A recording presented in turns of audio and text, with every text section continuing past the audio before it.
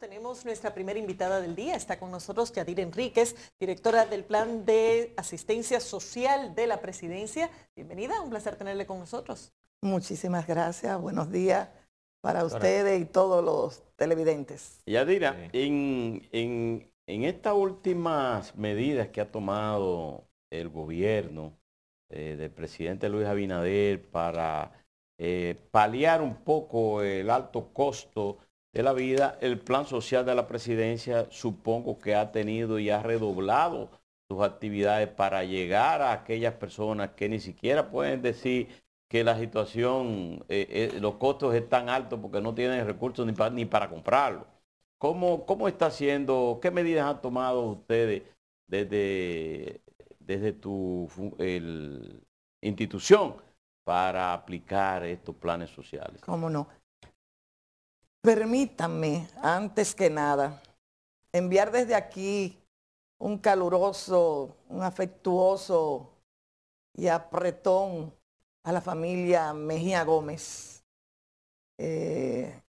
Realmente de anoche para acá nuestra familia política y amigos de larga data hemos sido impactados con esa triste noticia de la ida de esa gran primera dama, gran mujer, extraordinaria esposa, inmejorable madre, doña Rosa Gómez de Mejía. Y queremos expresar todo nuestro pesar por tan infausta noticia. Y pasando de inmediato a tu pregunta, sí, mira, como todos los planes sociales, hemos estado tirados en la calle, hemos incrementado en mayor cantidad de operativos. Nosotros trabajamos de lunes a lunes. Para nosotros no existe viernes, ni sábado, ni domingo. Tenemos año y medio y ha sido así. El método que hemos implementado es un método muy demandante, porque nosotros vamos a un barrio y no escogemos uno sí y otro no. O sea, cuando vamos al barrio, o lo hacemos para todos, o mejor preferimos no ir al barrio. Y de esa forma hemos estado trabajando. Por ejemplo, en el fin de semana estuvimos el sábado y el domingo, desde el viernes en Asua, jueves en la provincia de Monte Plata y domingo también en los municipios de Monte Plata. No solamente impactando con raciones alimenticias, sino con levantamiento de arreglos de techo, con levantamiento para abastecer de enseres. Una cantidad, señores, ustedes no pueden imaginar la cantidad de viviendas que las condiciones de su morada, para su lecho para dormir, son infrahumanas.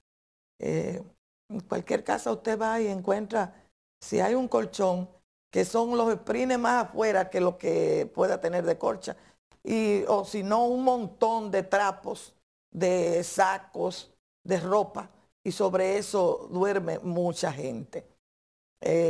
Y a eso también le hemos sumado los operativos médicos.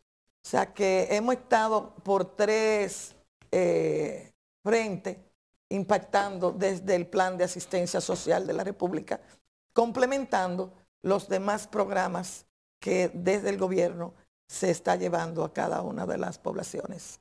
Que por ejemplo, en el fin de semana, el presidente estuvo en la provincia de Monte Plata, una provincia que sus niveles de pobreza realmente son muy fuertes y donde el presidente dejó ahí una impronta de más de 800 millones de pesos en inversión en cosas tan elementales como es el saneamiento de las aguas y llevarle agua a la población.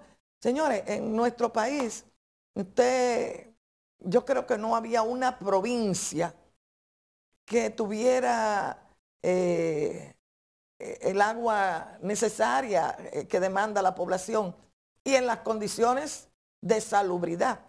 Y yo lo puedo decir, por ejemplo, con el conocimiento que me da de estar ligada íntimamente a la provincia, que tiene el lago más grande de las Antillas. Sin embargo, muere de sed. En el caso Sánchez Ramírez. En el caso del trabajo que ustedes hacen, ¿primero hacen un levantamiento o van barrio por barrio? No, nosotros vamos a barrio por barrio, pero primero hacemos un levantamiento para tener un estimado de las viviendas y entonces saber la cantidad de raciones a llevar. Cuando vamos en la labor de la entrega de las raciones, ahí mismo vamos haciendo levantamiento de las viviendas que necesitan mejoras o de las viviendas que necesitan enseres. No construyen viviendas, sino que hacen arreglos de viviendas. Nosotros nada más tenemos el renglón del techo. ¿Y se hace algún tipo de coordinación con el INESPRE o con otras de las instituciones que tienen objetivos sociales? Generalmente es coordinado desde la misma presidencia y donde estamos en una provincia, el INESPRE por un lado, nosotros por el otro, el antiguo INVI, y así los distintos, Supérate, etcétera. Nos repartimos los espacios de las provincias. ¿Ha habido algún aumento en la asignación de fondos que tiene disponible el Plan Social? Mira, nos han anunciado que va a haber un aumento ya disponible, sí. Doctora, sí. Sé que a usted le pedirán de todo. Sí. Me imagino que el límite es la imaginación. Así es. Pero, ¿cuál es la prioridad que el gobierno tiene en una coyuntura como esta? ¿Alimentación, reparar viviendas? Sí. ¿O cómo está focalizado? Las dos son prioridades del gobierno, tanto la vivienda como la alimentación. Y fíjense, es una preocupación alta del presidente de la República que en la semana recién pasada se dispuso de más de 3.000 millones de pesos para ir en auxilio de los productores de arroz y de los productores de distintos rubros, para que la inflación que viene desde fuera no se refleje en las personas de mayor necesidad. O sea, el presidente hace ya un tiempo ha estado llevando subsidio a los productores para que esos aumentos que vienen, reitero, desde fuera, no se refleje en la canasta familiar. ¿Tiene usted alguna cifra de la cantidad de familias que asisten ustedes? Nosotros, bueno, nosotros vamos rondando fijo, porque ahí es importante decirles a ustedes que nosotros encontramos una nómina que era intermitente. O sea, un mes, 3 meses después. Y, por ejemplo, nos informaban que desde el mes de agosto hasta enero no se volvían a entregar las raciones a ninguna institución de las que se supone que son FIA, porque el plan se dedicaba exclusivamente desde agosto hasta enero a la elaboración de las famosas cajas navideñas. Eso iba en detrimento de quienes, por ejemplo, los asilos de ancianos, los orfanatos, los hogares CREA y muchísimas instituciones que como iglesias de distintas nominaciones reciben. Nosotros estamos por encima de las 300.000 raciones fijas. Fijas. Y lo hacen permanentemente, hacen con compras a productores nacionales de habichuela, comida, ese tipo de cosas. Sí, no tanta como quisiéramos, porque, por ejemplo, en los procesos que hemos tenido, con pena, hemos recibido aspirantes a oferentes que llegan desde el campo directo sin conocer que hay trámites legales que llenar, que hay documentos que tienen que sacar. Si no, supe que hay una licitación y yo vine.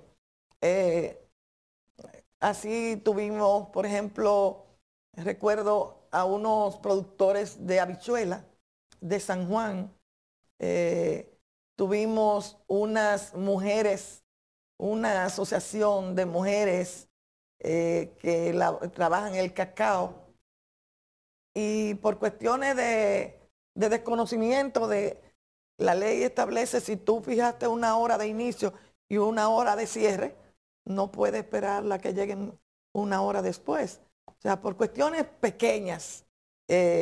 ¿Y qué se hace entonces? Y son MIPYMES. Con esas MIPYMES pequeñas, ¿no hay un seguimiento de apoyo para, Sí, para nosotros que hemos estado, en el futuro puedan sí, estar sí, dentro de los oferentes? Sí, áreas que tienen que a su cargo esa responsabilidad. Precisamente le hemos estado dando esos insumos para que a esas personas se le pongan en condiciones de poder ser oferentes. ¿Tiene usted idea de qué diferencia en términos de precio compraría en la formalidad de la licitación y esos campesinos productores que ignorando las reglas vienen y dicen, yo tengo cosas que ofertar? ¿Sabe más o menos cuál es la diferencia del precio? Yo no le podría, siendo muy honesta, establecer cuál es la diferencia. Lo que sí yo le puedo decir a ustedes es que de las compras que se han hecho allá, nosotros hemos logrado precios mucho mejores 3 años después, que se supone que los precios subieron.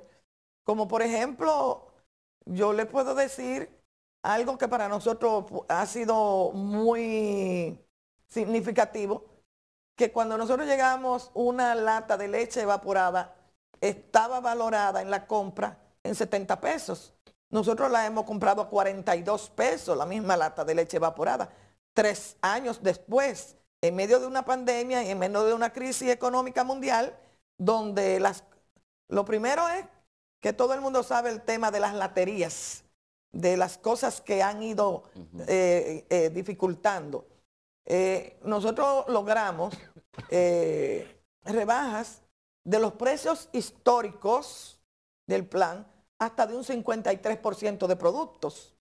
O sea, es tratando de, como dicen en el Cibao, de echarle agua a la sopa. Mire, déjeme precisar este dato. Usted dice que tienen fijo una asistencia de unas 300.000 familias. 300.000, sí, entregas. ¿Cómo se entrega eso? ¿Eso es mensual, bimensual, sí, semanal? No, mensual. Mensual. Mensual. Existen fechas, okay. O sea, nosotros hemos distribuido, en esta fecha toca a los minusválidos. Okay. En esta fecha, de tal fecha a tal fecha, le toca a... Así, pero son las mismas 300.000 familias. Pero son las mismas. O se va rotando. No, esas son las mismas. Esas son fijas. Esas son fijas, sí. ¿Y esas mismas familias no reciben apoyo de otros los programas sociales del gobierno? Mira, nosotros no hemos entrado en averiguar porque... Ustedes no han conciliado. No lo hemos conciliado porque fíjense una cosa. Es que a veces cuando tú buscas la vulnerabilidad y tú dices, bueno... Es muy grande la carga de la miseria. Exacto. Entonces, hay que llevar. Por ejemplo, nosotros hemos triplicado la cantidad de hogares CREA que habían establecido allá. Porque tienen las mismas necesidades en todas partes. Sin embargo, habían uno que otros hogares CREA. Nosotros ahora le estamos llevando a todos los hogares CREA del país. Y así hemos ido mejorando. Tal vez no hemos llegado, sin tal vez. Nos falta todavía muchas cosas que cubrir. Por ejemplo, a esas familias, ¿qué se le entrega? ¿Una caja, una funda con qué? ¿Con productos alimenticios, aceite, arroz? Ese tipo de cosas. Aceite, arroz, pasta, cereal, azúcar, café, leche, etcétera. ¿Y cómo se eligen esas familias? ¿Cuál es el criterio para incluirlas en esta ayuda? La generalidad de los casos vienen solicitudes a través de alguna, puede ser persona o una institución, iglesia, fundaciones, etcétera, etcétera. diversas son las formas. Se hace un levantamiento, porque quiero decirles a ustedes que nosotros en los levantamientos hemos anulado también instituciones. Como por ejemplo, hubo una iglesia de Santo Domingo Norte que cuando nosotros hicimos el periplo para constatar si eran ciertas o no, las que eran ciertas, bienvenidos, se quedan. Pero habían algunas que por sospecha legítima uno pensaba que tenía que ir a constatar. Y por ejemplo, recuerdo un caso de una iglesia en Santo Domingo Norte que cuando se fue al lugar, absolutamente nadie sabía que había una iglesia. Ni nadie conocía al pastor, ni nadie conocía a nadie. ¿Y quién residía la...? Lo mismo. Bueno, ir a retirar. No era ir a llevar, sino ir a retirar. Ya ustedes saben. Y en el caso de las provincias, sobre todo aquellas provincias de las fronteras. Sí. Le llegan por distintas vías. Les llegan vía gobernación, le llega vía cuerpos castrenses. O sea, nosotros... Digamos que ustedes trabajan más con las zonas urbanas, ¿verdad? Con los barrios, la marginalidad. Bueno, la marginalidad, pero también vamos a los campos. También vamos a los campos, que es muy duro, porque un operativo en los campos, y cuando nosotros hacemos casa por casa, a veces tú tienes que caminar un buen trecho detrás de una casita. O sea, sí, a veces en los campos es más fácil identificar la casa, porque en los barrios uno se pierde entre esos callejones y tú a veces, yo me imagino que ni sabe a quién le diste y a quién no le diste. No, nosotros hemos desarrollado un experticio que lo que podemos... Mire, y además tengo que decirle, una de las cosas que a mí me ha llenado de mucho entusiasmo es saber que no es verdad que todo está perdido. Que hemos ido a barrios y mientras más vulnerables me han dado lecciones tremendas de honestidad. Yo pongo de ejemplo una barriada que hay en la Mata de Farfán, que todas las casas son de hoja de lata. Y cuando estamos en esa barriada, la labor nuestra, nosotros vamos con un megáfono diciéndole, quédate en tu casa, que es en tus manos y en tu casa. Y la gente se queda en su casa. Pero la sorpresa mayor me la llevé cuando en una de esas casas de hoja de lata me decían, no, aquí ya entregaron, entregue allí. Cuando usted sabe que cualquier cantidad a esa gente le falta. Sí. Sí. Bien. Y también quiero resaltar, ustedes recuerdan el episodio dantesco que representaba la entrega de raciones o de funda o de caja, que era tirando a ancianos, llorando, mujeres embarazadas, estropeadas, pisoteadas. Ustedes no han vuelto a escuchar un escándalo de una entrega. Doctora, usted ha sido una dirigente política con mucha experiencia y tiene una larga experiencia en el Estado también. En esta vivencia, ¿cuáles son las lecturas que usted saca? En estos días el presidente hablaba de cómo los recursos fiscales debían terminar con la pobreza.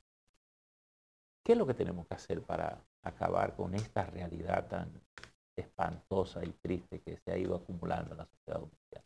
Sí, es un drama. Pero yo pienso que aquí hay responsabilidades compartidas. Yo pienso que un tema esencial y vital para enrumbarnos por mejores senderos, necesaria y obligatoriamente, comienza por la educación. Pero necesitamos más personas desprendidas que tengan compromiso social, porque los grandes capitales, si no entienden que esa pobreza hay que buscarle un stop, sus capitales pueden correr peligro en un momento X. O sea, yo pienso que aquí tiene que haber una mayor incorporación de los sectores productivos, de los ricos del país, buscando soluciones de empleo, de no tantos beneficios, no tantas ganancias para una parte a costa de otros que no le llega nada. Bueno, Ya ese precisamente es el rol del Estado. Y la parte política. Equilibrar esa dinámica. Sí, así Don es. Percio, antes que Y es un usted- problema de conciencia también, Sí. porque aunque es una responsabilidad del Estado activar esa dinámica, es un problema de conciencia personal. Don Percio, estamos de regreso en Matinal y estamos con la entrevista con Yadira Enríquez, quien es la directora del Plan Social de la Presidencia, Asistencia Social. Le decía fuera de cámara que usted ha sido una mujer que ha estado siempre ligada a José Francisco Peña Gómez, en aquella la Fundación Mi Mujeres por siempre la líder. Educación, la Federación de Mujeres Socialdemócratas, o sea que la labor social le cae como bien. Pero en la parte política hay que tocarla, porque el PRM, de que usted también fue fundadora, está ahora inmersa en una discusión, porque hay sectores, hay una decisión del partido de hacer la convención de manera de delegados, ¿verdad? Convención de delegados. Sin embargo, Guido Gómez Mazara y un grupo están en la protesta diciendo que se han conculcado los derechos. Me gustaría saber la posición suya en torno a este proceso. Mira, la decisión mía es la decisión de la mayoría. Que nada perturbe ni interrumpa la unidad de nosotros. Nosotros del pasado tenemos que aprender. Muchas personas nos tildaban de que nosotros mismos éramos nuestros propios contrarios, quienes nos llevábamos a la oposición, eran nuestras diferencias internas. Y yo pienso que lo que ha sucedido en el PRM es una clara decisión, convicción de resolver los problemas internos de forma amigable, de forma sin enfrentamientos, porque nosotros queremos que no sea la desunión, ni la división, ni el enfrentamiento lo que nos conduzca a ir a la oposición. ¿El mecanismo elegido por la convención garantiza que se mantenga esa unidad en el partido? Mira, yo creo que sí. Y nosotros venimos del PRD, nosotros no somos un partido que fácil nos adocenan. Nosotros tenemos capacidad de pensar y de expresar a veces esa democracia tan amplia. Fue lo que nos hizo daño. No había límite. Cualquiera se iba a cualquier medio y decía lo que le viniera en gana, sin ninguna consecuencia, sin pasar por ningún organismo. Y esto es cuestión del pasado. Doctora, básicamente la discusión ha girado entre los delegados, que es una de las opciones que plantean los estatutos, y los otros que plantean el voto universal de los miembros, incluyendo las bases. ¿Cuál es el riesgo que tendría, por ejemplo, el partido de hacer ese proceso abierto? De hecho, el partido hizo su convención con el voto universal para elegir a su candidato presidencial y lo hizo bien. Mira, ¿A qué se le temía? no creo que se le temía, la palabra temer, propiamente hablando, no creo. Mira, nuestro partido ha madurado mucho a lo largo y ancho de la República. Nuestro partido está buscando la unidad y nada que entorpezca esa unidad va a encontrar eco. Guido... el trauma del PRD asusta un poco a los dirigentes del PRM de no arriesgar demasiado el Claro, tema democrático? claro que nadie quiere volver a vivir los episodios del pasado. Las experiencias del pasado no es para nosotros olvidarlas y volver a transitar por el mismo. Y son esas cosas del pasado lo que nos conllevan a nosotros a ser cautelosos y celosos de nuestra unidad y de las asambleas. Las asambleas han sido libres. Y cuando se ha planteado a la totalidad de los presentes, no ha habido nada más que votos unitarios casi unánime. O sea, es una expresión de lo que la gente no quiere volver a vivir. No queremos volver a vivir las experiencias del pasado que nos condujeron a inmediatamente ir a la oposición. Todo lo que uno pueda hacer para salvar esa situación, la vamos a hacer sin escatimar ningún tipo de esfuerzo. En el caso de la relación entre aquellos que consideran que se ha conculcado el derecho de los dirigentes a elegir de manera directa a su presidente, a su secretario general, con la alta dirección e incluso con los dirigentes de gobierno, es insalvable ese encuentro, esa negociación, esa conversación con Guido Gómez y ese grupo Alberto Tavares, y que son los que se oponen. Nada es insalvable en política, y tú lo sabes, Alberto. Una mayoría aplastante, abrumadora, votó a favor de lo que quería. Y tan simple y sencillamente los compañeros que con sus derechos enarbolaban sus puntos de vista, se llevaron a las asambleas. Y reitero, mayoritariamente la asamblea escogió. Entonces ese grupo es divisionista. No necesariamente, tenían puntos de vista diferentes a nosotros. Tenían puntos de vista, probablemente lo han defendido con la vehemencia que todo el mundo conoce de esos compañeros, pero no creo, tan simple y sencillamente. ¿Quién es del comité, cómo que se llama? Comité Ejecutivo Nacional. Sí, la dirección ejecutiva. La dirección ejecutiva del partido, que fue la que hizo la asamblea ahora. ¿Cuáles de sus miembros presentes se oponían al procedimiento de delegados?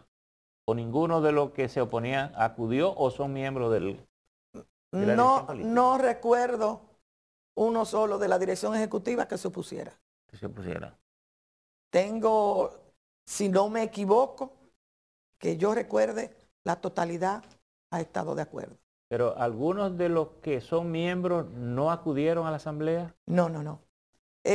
Tal vez algún compañero que está desempeñando alguna función en el exterior, pero la mayoría incluso... No, a lo que me refiero es algunas personas conocidas del partido que se opusiera al procedimiento y que sea parte del CEN, ¿no acudió a la asamblea o acudió a la asamblea y... Sí, acudieron a la asamblea. Y votaron a favor. Ahí estaba ¿Votaron a favor? Ahí estaba Ramón Albuquerque. No, Ramón no estuvo. No estuvo, Pero, ni Guido. No. Pero él es Sí, miembro Guido del, sí.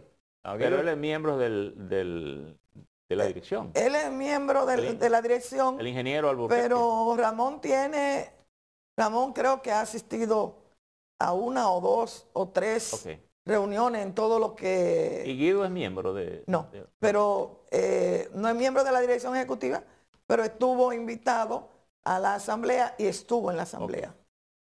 ¿Cuáles son los inconvenientes de pensar en que sea un mecanismo de votación más amplio que incluya toda la militancia?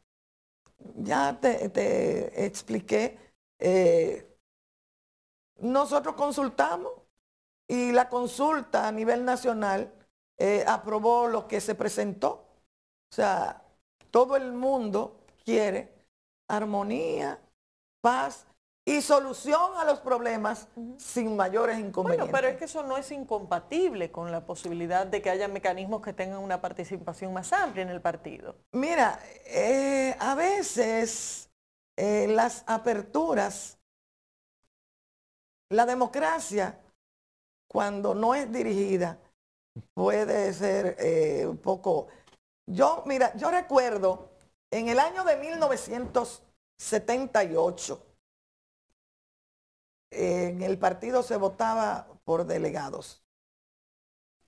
Y luego cuando estoy hablando del antiguo partido PRD, ¿verdad? Del PRD. Sí. Y en el año de 1982, recuerden lo que somos un poquito mayorcitos, la famosa fórmula Ovalle, que fue... La fórmula de los 13. Sí, la fórmula de los 13. Después vino la fórmula de la participación ya masiva. De todo eso, hay cosas positivas y cosas no positivas en pro de la unidad del partido. O sea, se utilizan muchas fórmulas. Lo que yo sí le puedo decir a ustedes es que el partido hoy está firme y fuerte. Y eso podrían ustedes hacer un descenso a los lugares, aún aquellos que todavía entienden que esperan posiciones que han ganado y que no la están desempeñando, aún esos no quieren que haya ningún tipo de inconveniente. Parece ser que existe mayoritariamente la posición de que el presidente, el secretario general, el secretario de organización, el secretario de finanzas continúen normal, tal como está establecido ahora mismo. O sea, reelegir la directiva actual del Partido Revolucionario Moderno. Mira. Lo pensó. No, te iba a contestar, no hay nada que le impida a nadie aspirar y presentarse. A nadie. ¿Para cuándo se fijó la convención? No recuerdo con exactitud la fecha. Escuché, no voy a hablar de la fecha, no recuerdo. Pero porque quiero llegar un poco a la pregunta de Caminero. ¿Cuándo se abren las aspiraciones como para saber si aspiran otras personas que no sean los la comisión que tiene a su cargo la preparación está todavía en la fase de desarrollar ese tipo de programación, y me imagino que en la próxima semana, en la próxima reunión de la dirección ejecutiva, ya habrán planteamientos de fecha, doctora, etcétera, etcétera. Escuchándola, advierto que ustedes han asimilado y están tratando con mucho cuidado la experiencia del PRD. Así es. Es decir, de no repetirla al PRD. Jamás. Pero hay algunos analistas que han hablado, incluso en estos días creo que Rosario Pinal escribió un artículo sobre el FUCU, un poco refiriéndose al PRD, cómo le ha tocado gobernar en épocas complicadas, difíciles. Así es. El PRM pues llega como un desprendimiento del PRD, asume el poder en una circunstancia particularísima de pandemia, de crisis económica ahora. ¿Le preocupa al PRM este escenario y cómo puede terminar para presentar una opción ganadora en el proyectada al 24? ¿Y qué cosas advierten ustedes que están haciendo o que tienen que hacer para sobrevivir a una situación sumamente complicada para gobernar? A nosotros no nos preocupa, nos ocupamos de precisamente poder enfrentar de forma exitosa cada uno de esos temas. Es por eso que ustedes vieron cómo el presidente de la República, de una manera, si se quiere, vehemente, él mismo llevaba el día a día del tema de la pandemia y del enfrentamiento a la adquisición primero de las vacunas y luego a asegurarse de que la población recibiera esas vacunas. Ustedes saben que nos enfrentamos a situaciones en ocasiones bastante riesgosas porque arriesgamos la vida. Habían sitios donde uno iba y la gente no quería salir, pero habían sitios que nosotros íbamos a sacar a la gente y en esa casa había COVID.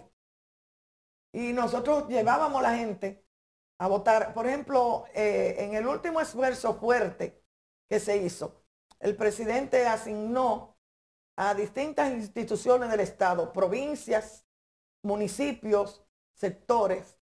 A mí me tocó en primera fase una parte de la provincia de Santo Domingo, conjuntamente con el Ministerio de Educación, el Ministerio de la Mujer y no me recuerdo cuál otro más. En segunda etapa me correspondió la provincia de Sánchez Ramírez, a nosotros solos como plan social. Y nosotros tuvimos que llevarnos una cantera de médicos, de enfermeras, para que se sumaran al equipo de ir a la inoculación de las personas. Pero tuvimos que hacer ingentes esfuerzos, señores. Eso había que vivirlo. Había que hacer trueque. Gente negado a ponerse la vacuna.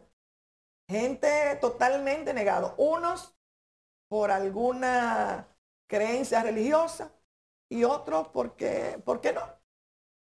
Y gracias a Dios pudimos alcanzar niveles que nosotros creíamos que no lo íbamos a alcanzar, pero fue prácticamente casi militar. Fue una cosa, yo hablo siempre de una cosa que nos pasó a nosotros, un caso que encontramos en el municipio de Fantino. Llega una señora con aspecto de ser forastera, de venir de fuera, su indumentaria, y ella se está en el centro de inoculación y ella comienza a llorar, pero a llorar sin parar. Y nosotros nos acercamos allá, doña, ¿qué a usted le pasa? Me dice, es que realmente esto es increíble. Yo vivo en Suiza y yo tengo 3 meses en lista para poder optar por la vacuna. Y me dijeron que por lo menos en 3 meses más tal vez me tocaban. Y yo tengo que regresar al país por una situación familiar. Y aquí yo llego, no tengo que hacer mayores filas y me encuentro que aquí se le está rogando a la gente para que se vacune. O sea, fue una labor titánica. Y a eso le sumamos que el gobierno no escatimó esfuerzo para que las personas contagiadas le llegara los medicamentos de alto costo, no importando que fueran personas depauperadas. Muy bien.